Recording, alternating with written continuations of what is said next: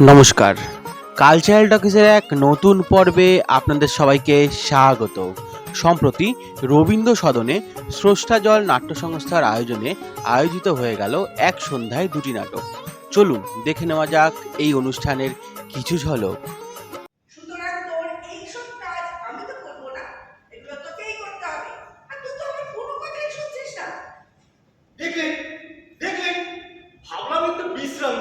কিন্তু তার উপায় আছে। এই যে ভদ্র মহিলা এখনই এসে কি বললেন যে তুই ভালো করে জানিস আমি কে। ও মা, আমি ভাবলাম হয়তো ভদ্র মহিলা নিজের পরিচয় নিজেই আপনাদেরকে দেবে। ও মা, পরিচয় বাদ দিয়ে সে দেবুর উপর চোর পাওয়া শুরু করলো। আর পারি না। এই যে ভদ্র মহিলা, তিনি প্রমীলা হালদার, এই বাড়ির একমাত্র মালকিন। আমি এখানে থাকলাম না, এখানকার লোক সেটা জানতে পারলো না। যখন কারোর চিকিৎসা দরকার পড়বে সেইখানে নাম লিখিয়ে রেখে চলে যাবে। আমি 25 দিন পরে এসে তাদের বাড়ি বাড়ি গিয়ে খবর নেব তাদের চিকিৎসা লাগবে কিনা। পড়া কিন্তু ততদিনে তো অনেকেই সুস্থ হয়ে যাবে, আবার অনেকে সে তো যারা সুস্থ হবে সেটা হচ্ছে আমার পোড়া কপাল। পরে আবার বলছে আপনি নাকি 3 তলা। যা পারে খুব সাবধান, এদিকে পাঁচ। আচ্ছা মাসিমা, তা আপনার কেমন ঘরটা পছন্দ?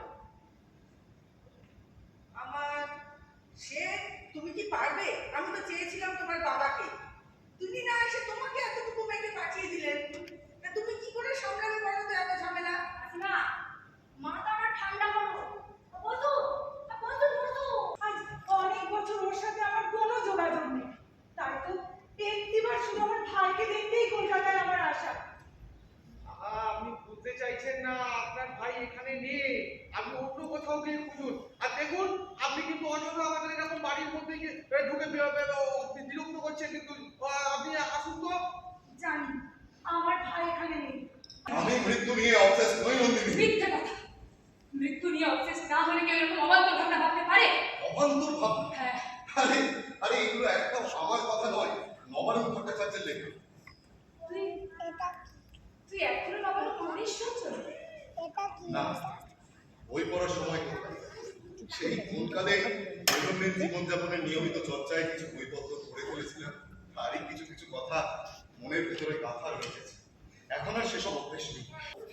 ইষ্টুদা বলেছিল রাস্তা সামনে করতে, তাই বেরিয়ে যা বলছি।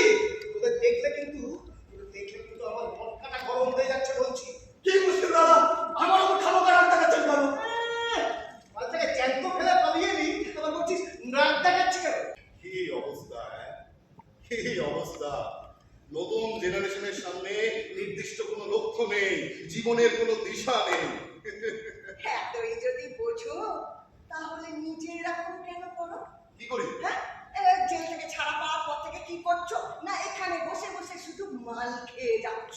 শক্তি এখনো তোর মধ্যে আছে রঞ্জন। না, নেই নেই নেই স্যার, সেই শক্তি আমার মধ্যে আর নেই। আমি বিশ্বাস করি আছে। বিশ্বাস বিশ্বাস বিশ্বাস, এই একটা শব্দকে আমি এখন আর বিশ্বাস করতে পারি না স্যার।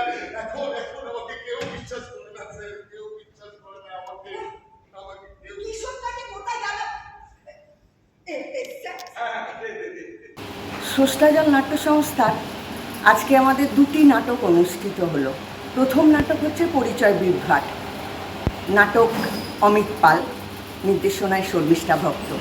দ্বিতীয় নাটক রঞ্জন আসবেই, নাটক সঞ্জয় চট্টোপাধ্যায়, আর নির্দেশনায় মল্লার কুণ্ডু। আমাদের এই দুটি নাটক আমাদের আজকেই প্রথম শো আমরা অনুষ্ঠিত করলাম। অনেকেই এসেছেন, তার মধ্যে একজন গুণী মানুষ হচ্ছেন দেবেশ চট্টোপাধ্যায়।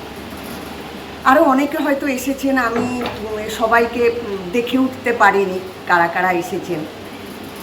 জানি না নাটকটা কীরকম সকলের ভালো লেগেছে। অনেকে অবশ্য বলেও গেছেন যে নাটকটা খুব ভালো গেছে।